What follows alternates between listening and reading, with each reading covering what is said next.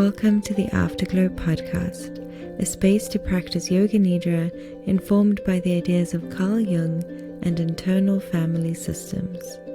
Each week we will work on a different life theme, giving us the opportunity to discover vast inner landscapes, sitting with all that life has to offer as we explore who we are. May the afterglow be as bright as the journey is deep.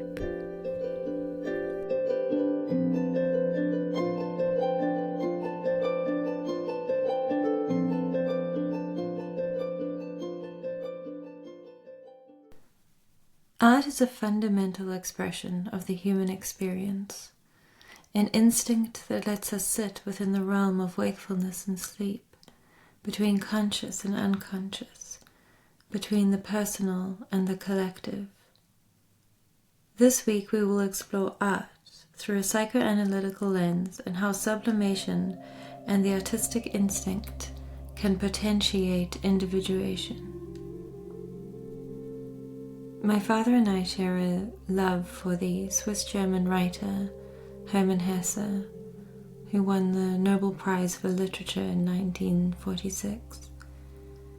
A few years ago during lockdown, I made a hobby out of searching the internet for a copy of every single Hermann Hesse book that had been published in English. This totaled nearly 39 books, some of which I have multiple copies of because either I liked varying translations or varying cover art. I also have a book of his on his watercoloring because he was a prolific amateur artist. In addition to his extensive body of work, he had friendships with Thomas Mann, Bertolt Brecht, Hugo Ball, and also Carl Jung. In fact, he was in psychoanalysis with Carl Jung, and they maintained a friendship up until the end of their lives. It is a dream of mine to one day walk from the German town that Hesse was born in to the Swiss-Italian town where he died. And so I guess it's fair to say that I'm a very big fan of Hermann Hesse, and I believe that his writing is some of the highest art that I've ever interacted with. Hesse believed strongly in the non-analysis of art.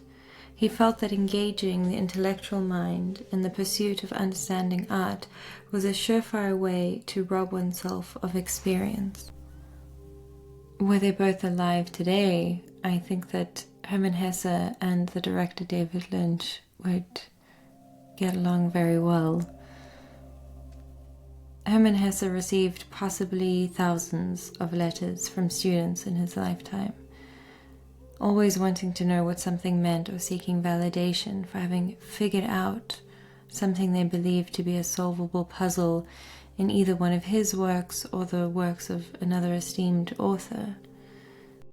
I found this characteristically dry letter that Hesse wrote to a student.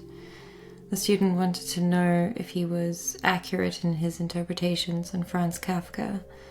Franz Kafka, by the way, is someone who Hesse has described as the uncrowned king of German literature. This excerpt is translated by Jerry Bush.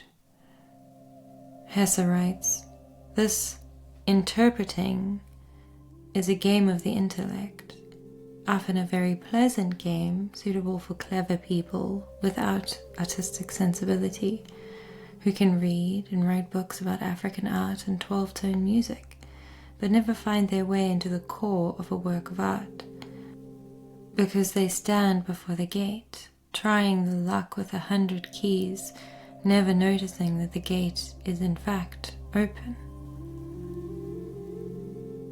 As many know, Sigmund Freud, considered one of the grandfathers of modern psychology, was a revelatory agent in elevating the cultural perception of psychoanalysis in the 1800s.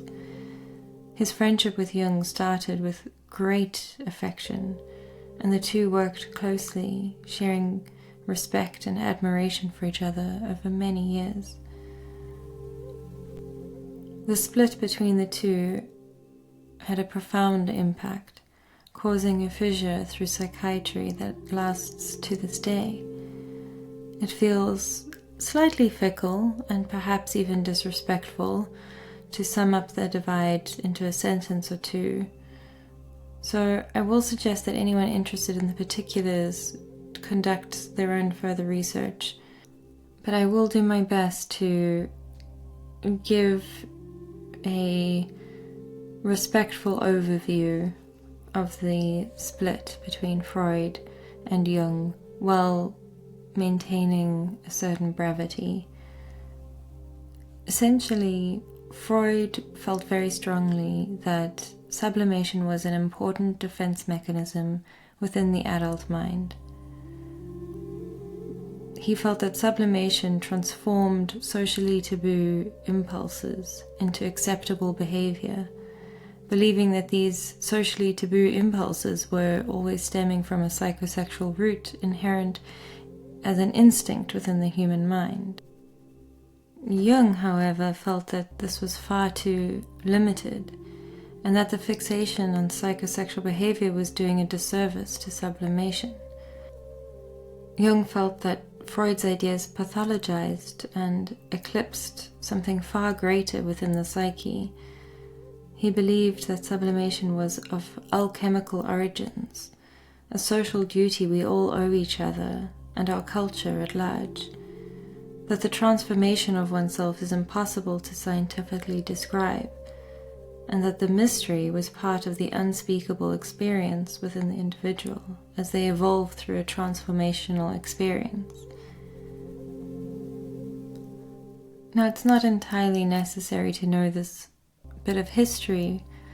However, I think that knowing it helps to deepen one's understanding of the gravity of sublimation, that Jung was willing to lose a beloved friend because he felt so strongly about this position of sublimation as an absolutely integral part of the human experience, and the inherent mystery of sublimation was not subjected to the scrutiny that Freud felt it required. That in fact, trying to pathologize or systematize it would almost guarantee its non-existence. It's a common belief around art making that the capacity to produce good art comes from a neurosis. Were an artist to resolve some of the psychic tension within their minds, their artistic expression would be diminished. Hesse, no doubt influenced by Jung, writes, "By sublimating, by submitting the unconscious to the conscious idea, the artist fulfills his role." Many people state the phrase art for art's sake, but I would suggest that Hesse and Jung and myself, if I'm picking a side, believe that art is for sublimation's sake. That is to say, that sublimation is the alchemical process that draws forth unconscious material into the conscious, and thus the psyche is transformed. The self with a capital S is able to know itself and be released. It is not advisable to continually mine the same wound for art's sake, but rather maintain a trajectory of upward individuation that allows us to move continuously, an ascension that does not require one to stop and intellectualize, but rather to be wholly transformed by the experience. I would argue that the hyper-intellectualization of art has robbed many people of this natural tendency.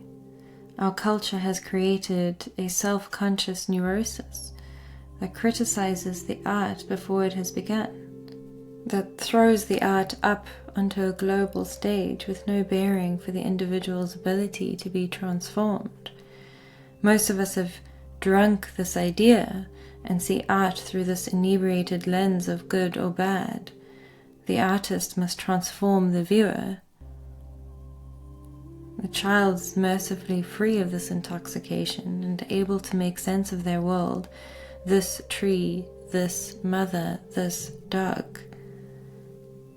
Ralph Friedman, in his 1978 biography on Hesse, writes, on the subject of sublimation, that Hesse's alternative turns on the familiar fear that psychoanalysis might destroy the artist if the main impulse that created the art in the first place is neurotic.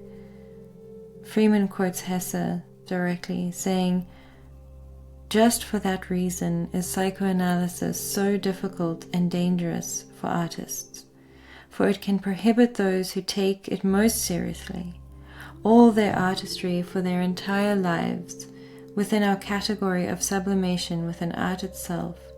We artists practice genuine sublimation, not voluntary nor from ambition, but because of a state of grace, only naturally. I don't mean just the artists as the populace or the dilettante thinks of him, but the servant, the victim. Freeman then shares that Jung writes to Hesse in response and urges Hesse to go one step further. Jung writes that there is a line between them being art and sublimation. Quote, insisting that art itself is a primary instinct that so pervades the artist's entire self that all other instincts are in abeyance. Alchemical transformation or metamorphosis, here Jung is referring to sublimation, is produced by a special gift deeply embedded in the artist's mind. Now you can interpret this as you wish. My interpretation is that one must pursue the impulse to create, whether music, painting, architecture, writing, and that if one is able to perform this instinct through humility and grace, one may be able to be transformed through the experience, and it should be considered a profound gift when this happens. Hesse, in his characteristically dry and somewhat judgmental tone, is effectively saying that there is neurosis in the artist. There is a way for the artist to sublimate that neurosis, which means for it to be transformed through the act of creating art into something potentially even spiritual, something elevated that ascends the artist into a new era of their life, into an improved experience of reality. However, if they are mining that neurosis, they are going to not really be able to achieve that. They're going to be holding on to it, not letting the experience of the art transform them, but rather using the art to display their neurosis. Hesse is warning artists. He is saying one must be a servant, one must be a victim of this experience, and that it is actually a positive thing. For we surrender ourselves with humility, and very specifically he uses the word grace, in order to allow this experience to be gifted to us. And that is what Jung is underpinning. He is wanting to ensure that Hesse understands this, that this primary instinct of art should not go unattended, and that this instinct, to quote again, pervades the artist's entire self, that all other instincts are in abeyance.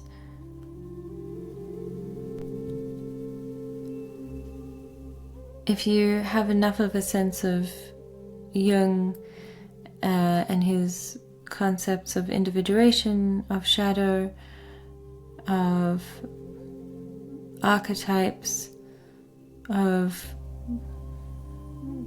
concepts like abraxas, then it's very clear that he heavily influenced Hesse's work. It's in almost every book, every short story that Hesse has written, you see this internal struggle to balance the tension of the opposites. You also see this internal drive to use art as a form of knowing oneself. This is extremely easy to see in his one story, Klingsor's Last Summer, because the main character, is in fact an artist. It's so on the nose that there is no need to interpret. Hesse writes through the character, the thing was to be receptive, to hold yourself in readiness. Then all things, the whole world, could enter into you in an infinite parade, as if you were a kind of Noah's Ark. And then you possessed the world, understood it, were one with it. Sadness swept him. If only all men knew this, could experience this. Why, everything was so simple, so good, so meaningful.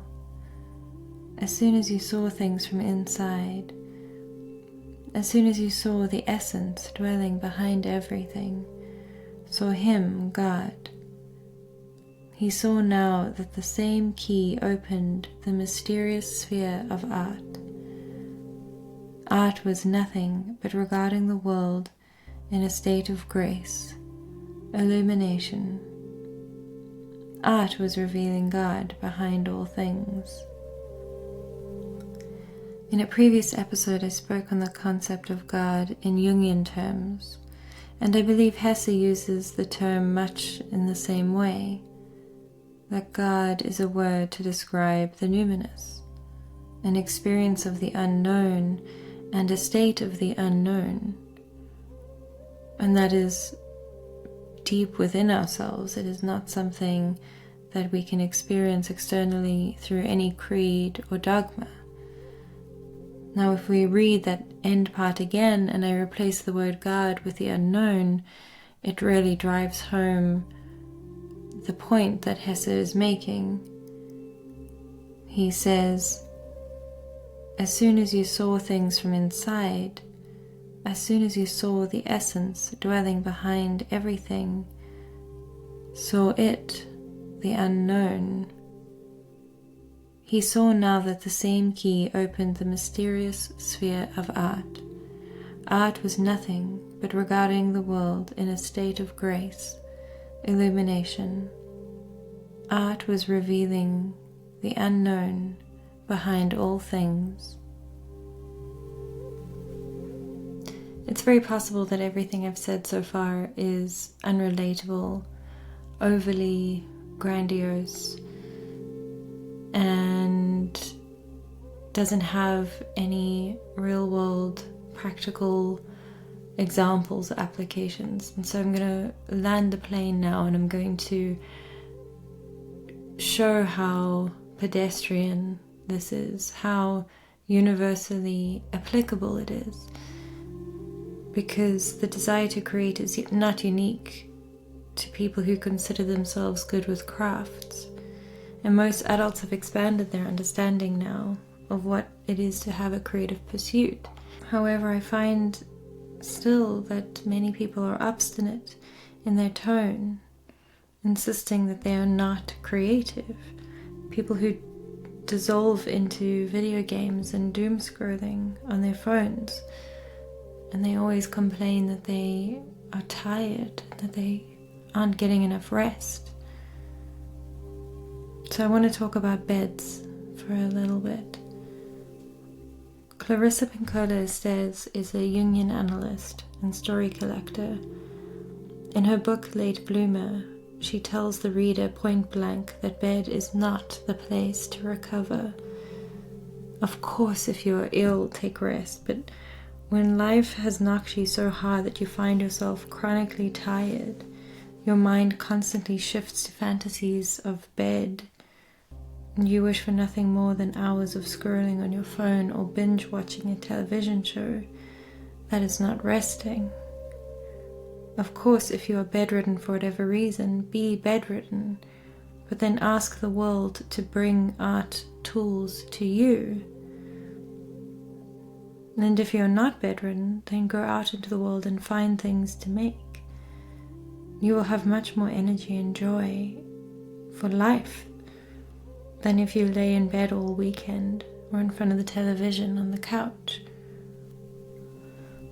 Clarissa said that these thoughts of inadequacy that stop us from creating, that stop us from finding true rest, true recovery, these why bother thoughts, they come to us, she says, like a wind. And she advises that we say, be gone. You are not welcome here. Be gone. I will not visit you, and you will no longer visit me. Whether you are a parent or not, you would surely agree that instinctively one should never hold up a piece of art that a child has made and publicly compare it to another child. You would rather ask the child how they felt while making it, how they experienced the art. The same is true for you today at whatever age you are.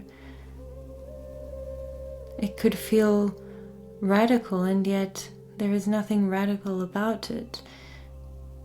To not compare yourself, but to rather ask, how did I feel doing this? How did this experience work for me? And I know someone who's extremely gifted at sewing and has a huge affinity for textiles, the cut and shape of clothing, the history of a garment, and the technical details of the dyeing process, the mathematics of calculating the weft and weave when washing before sewing, especially if you're combining different fabrics into one garment. This is a true art form, but this person was never able to pursue this gift, partly because they were a parent, and being a parent has its demands, and partly because they could not overthrow the negative assumptions of failure and inadequacy. I believe that they are heartbroken that their life didn't manage to achieve anything in this realm that gave them so much enthusiasm and joy. And what often happens is that in an effort to try and regain some sense of control, we throw that thing away. But this person has been gifted the company of the god of clothing, the god of fashion, the god of textiles. It is not something that will ever leave them. Their life will always be in the company of this god. And because they are not using their gifts in the way that they should be, to make, to build, to be curious, to study, they overspend. They buy clothing that they cannot afford. Their cupboard is bursting, full. It's never enough. They can never have enough. Their failure to overcome the fear of failure has disfigured their life permanently. It is not necessary that they started a clothing line or went into textile design. Even to create in their own world for their family and friends, with the courage to pursue consistently, not this stop, start, stop again. The sublimation cannot happen in this case because this person refuses to get out of bed and push through the muck and fog that pretends to bar the way. Remember, the door is open. There is no need for a key. One of Jung's students, Marie-Louise van France, is also one of the most highly regarded Jungian analysts. And if Jung was the grandfather of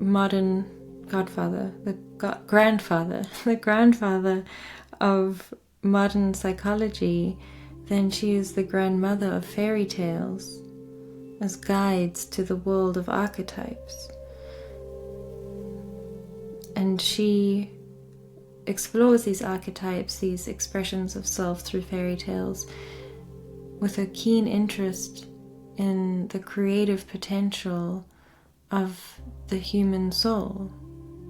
Marie-Louise van France says, one of the most wicked, destructive forces, psychologically speaking, is unused creative power. If someone has a gift, a creative gift, and out of laziness or for some other reason doesn't use it, the psychic energy turns to sheer poison. That's why we often diagnose neuroses and psychotic disease as not lived high possibilities.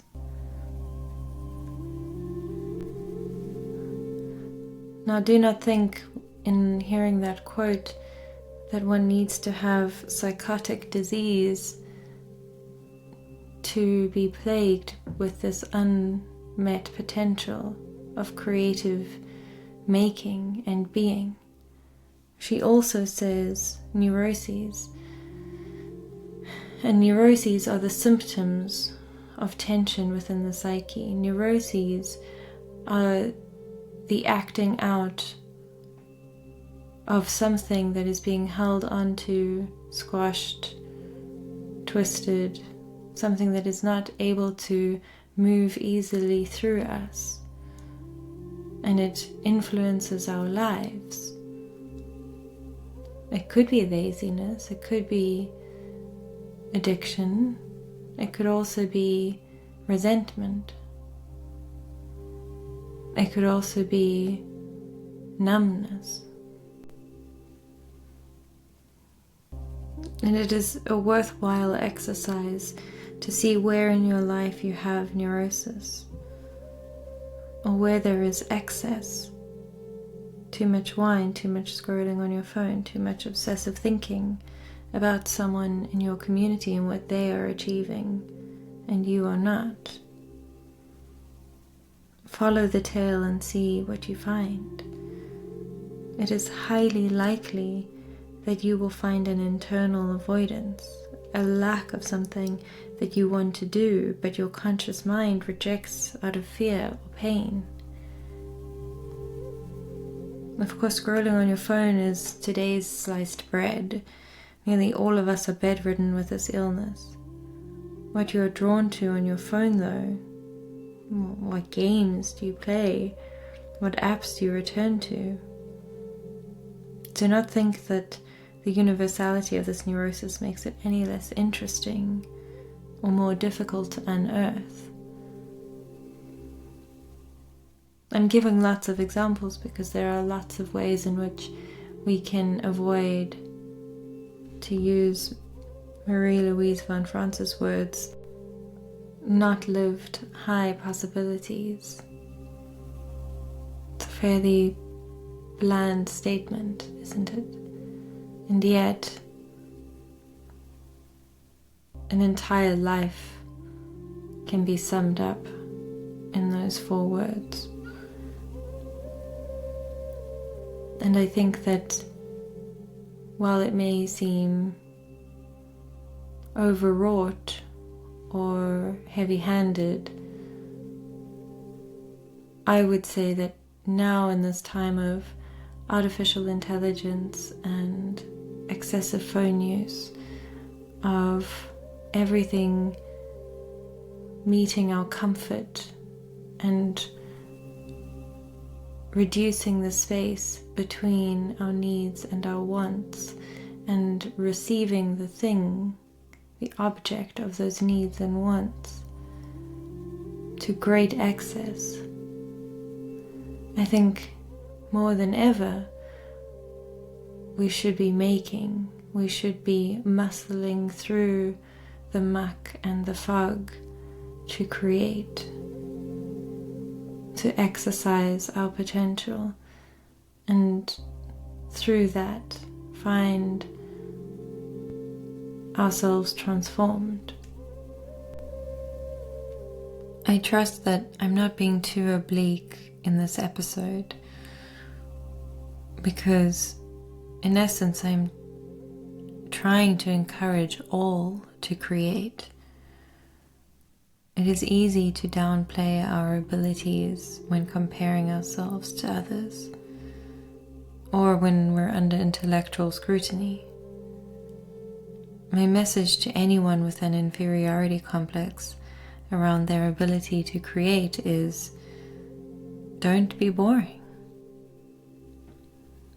It's now boring to compare ourselves to others and worry about the judgment of external forces.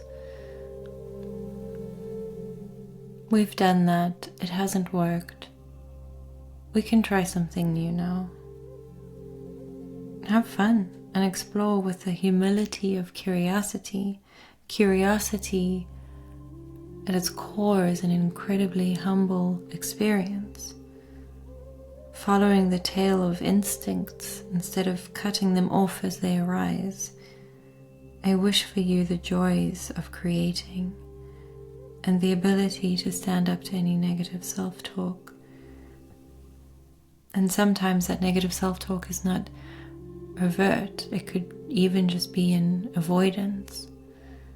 We could be pushing away the experience for any number of reasons. And there is an absolutely brilliant book on art called The Adventures of Looking by Hervey Adams. He writes, "A simple example is the intense blue that we see in the night sky when looking through the window of a lamplit room. If we were to walk outside into the darkness, the sky would appear to have lost its blue brilliance, which was only induced by the contrast of the yellowish light in the room. So every color is affected, both by the direct and the reflected light that falls on it, and also by the quality of the color and colors adjacent to it." I believe that this passage could be just as much about the nature of self-exploration as the nature of studying color and light. In preparation for the Yoga Nidra in a few days, the Yoga Nidra that will be uploaded is the first ever advanced Yoga Nidra that I designed. As part of my Yoga Nidra teacher training, I had to fine-tune a concept into my final and presented it. It was called The Art Shop, and I'll always have a soft spot for it as my first advanced Yoga Nidra. You can probably predict what my suggested preparation is going to be.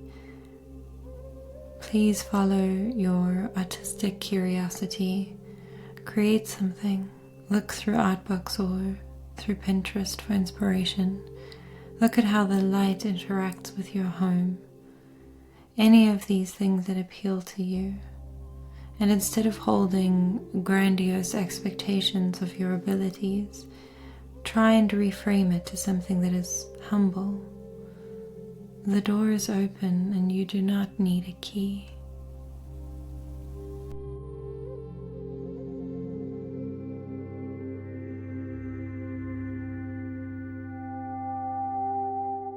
Thank you for joining us for this weekly companion episode. It really does add to the experience that you will have in Yoga Nidra. The Yoga Nidra will be uploaded in a few days, giving you time to reflect on the questions that I've asked you. Please subscribe to receive notifications for this new Yoga Nidra episode as well as for future ones. Thank you for adding your light and kindness to the world and for doing this important inner work. May the afterglow be as bright as the journey is deep. See you soon.